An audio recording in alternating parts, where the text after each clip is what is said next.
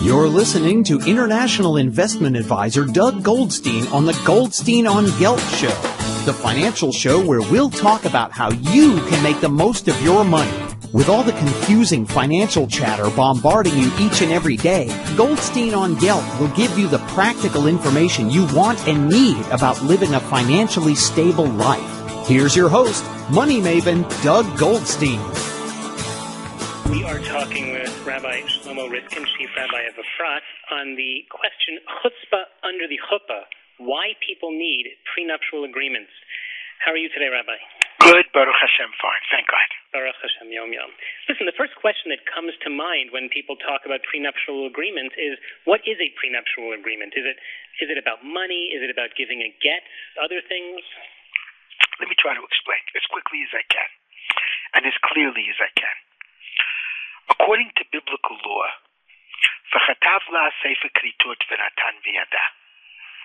it is up to the man to give the wife a writ of divorce. He could give it unilaterally, biblically speaking, and she has no right to sue for divorce. Mm-hmm. The reason is that the Torah was, after all, given 4,000 years ago. It's an eternal Torah, but it was also given for its day and age.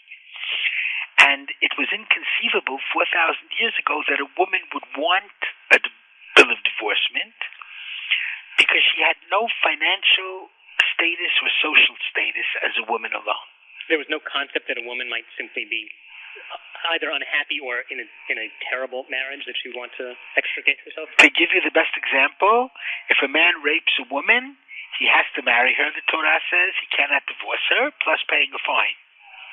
And she has to accept this? No, she doesn't have to accept it. But the very fact that the way the law is stated in the Bible, he has to marry her and cannot divorce her, is very foreign to our ears today. I don't think none of us would want any of our loved ones to marry the man who raped her. Mm-hmm. Okay, so you're saying we're simply in a different time. We're a different time, and Torah Sheba'al Peh, that's the genius of Torah Sheba'al Peh, understood that very well. The Gemara in Ketubot, for example, Daf Samach Gimel, gives the woman the right to sue for divorce, mm-hmm. upon which the religious court will coerce the husband to give a divorce if they think it's necessary, if they think that she really is part of a marriage which is an impossible one for her to remain within. However, the Batei Din today, especially under the influence of the world of the Haredim, even the chief rabbinate religious court is very loath to coerce a divorce. Mm-hmm. Hence, the prenuptial. And what the prenuptial contract says is that the husband will give additional payments of support of $30 a day, $50 a day, $100 a day, if the religious court summons him and he does not go. Or if he and his wife are living apart for a period of 9 months, 12 months, 15 months, he must pay every day until he gives her a divorce. And if the religious court does not enforce that, how would such a deal be enforced? Well, since this is a contract, and it's a legally binding contract, it can be enforced in court. I see. So should all couples today be signing a prenuptial agreement? I think absolutely yes. I think to protect the woman it's critical. There are terrible stories, especially stories where husbands are willing to give a divorce, but only after getting money from the woman. So this is only really about protecting women. Does this ever go the other way? Is there any relevance in the other direction? There's not really relevance on the other side, chiefly because there is a way for the husband to always get out of the problem. Let's say the woman refuses to receive the divorce. Well, the husband can get a letter from 100 rabbis, and that's easily done over the internet. Mm-hmm. And then he can take a second wife. Oh. Does that stand up both in Israel as well as, let's say, in Israel and England? Yeah, because biblically, you can have more than one wife, and we're assuming in a place like England or America, there would be a civil divorce. Okay. So in Israel, there were no such thing as a civil divorce. I got it. Let's just talk about the I would call it the confrontation, but bringing up the topic with your fiancé. It's obviously a very delicate time when people are dating and getting married. Does this seem rude to ask your beloved to sign a document like this? Have you looked at the ksuba recently? The ksuba is basically alimony payments or life insurance payments in case something happens to the marriage or to the individual in the marriage. So the ksuba has no problem speaking about these things. It's done elegantly, but nevertheless very forthrightly. And therefore I think the woman has got to be protected. And I think the best time in the world to make this protection happen is when the couple is very much in love. Who do you suggest brings it up? Should the woman bring it up to the man? Should her father, the father-in-law, sit down with his son-in-law to be? In the best of worlds, the performing rabbi should do it. I think this kind of prenuptial should be de rigueur, much as the ketubah is de rigueur. Is there a reason that the text of this prenuptial doesn't just get included in the ketubah, so there's only one document?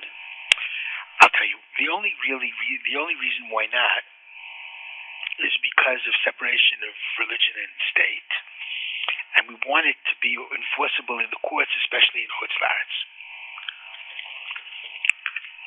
However, I could well see it being part of the ketubah, and I would love a chief rabbinate that would make it so. So who are the people who are against prenuptials, and why are they against it? All I can tell you is, in the book that I wrote on the topic, Women and Jewish Divorce, I document, first of all of the halachic material in favor, and I have a responsum specifically from Rav Sholti, who was one of the last chief rabbis of Jerusalem, a very well-known Talmid Chacham, with many responsa to his credit, in which he's 100% in favor. Unfortunately, Rav Yashiv, who is the head of the Haredi world, or at least the Ashkenazi Haredi world, has been against. I don't understand it. I don't think there's a justifiable reason for it. Both Rabbinical Council of America in America and the court in London under Rav Aaron Troy were very much in favor. Doesn't it seem as though maybe it's taking away, like we would like to think that the Batei Din would be able to deal with this in the way that it's been dealt with for thousands of years. So I could see that it's a little bit of a snub to say, you've had a system, but it's just not working. So we want to come along and change it in our modern times. Is that perhaps why we're meeting with resistance? Look, it could be, but the Batei Din are certainly not working. The Batei Din are completely guilty. So is the prenuptial agreement about money, or is it about the get, or is it about both? Or? No, it's about the get. It's about getting the get. It's about the get, but in order to get the get, in order for the woman to get the get, if the husband has to pay for every day that he doesn't give her the get, that's expensive. It serves as a very important spur for him to do what he should be doing anyway. We're talking to Rabbi Shlomo Riskin about prenuptial agreements. Let me just continue here. Is there a standard form now, which everyone uses who's in the field, or do they write them? Is each one individually crafted? Well, there are a number of standard forms, I would say. I have a standard form, which I have in my book, and which is easy to use and is one page. The RCA has a standard form, which is a bit more complex. Rachel Nevmore, together with Rav Knoll, have another standard form that includes financial issues as well, and that's also readily available and is used very often. How how are people learning about this issue now? Is this we had Shabbos guests at our house recently, and we brought it up. There were young women who were entering the dating scene, and we brought it up, and they knew nothing about it. They hadn't learned about it in the seminary or the yeshiva they went. It seems that it's not a topic that's discussed. It's a little bit taboo for some. Do you know how to spread the word, or how it is being spread at this point? In our schools, we teach about it, in all the schools, including the high schools. And I think it should begin in high school.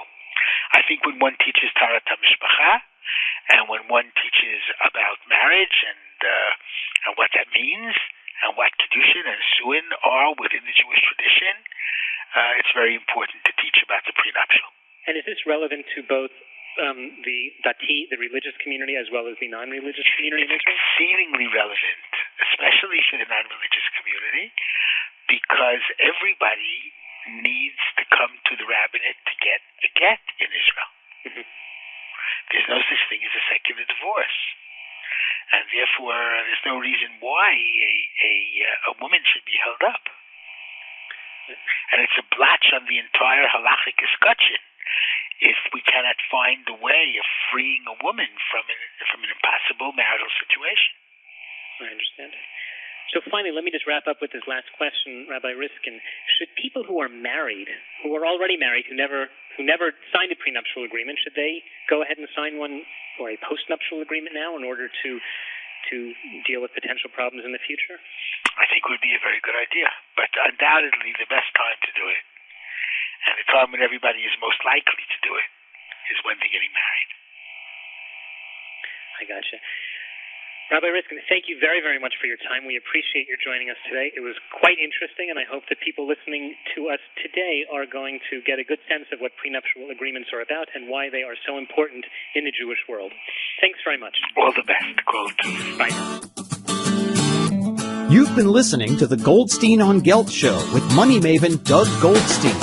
Doug's weekly radio show is heard around the world, but if you miss it, you can download the podcast at www.goldsteinongelt.com. The Goldstein on Gelt show gives you up-to-date financial ideas so you can get on the path to financial freedom.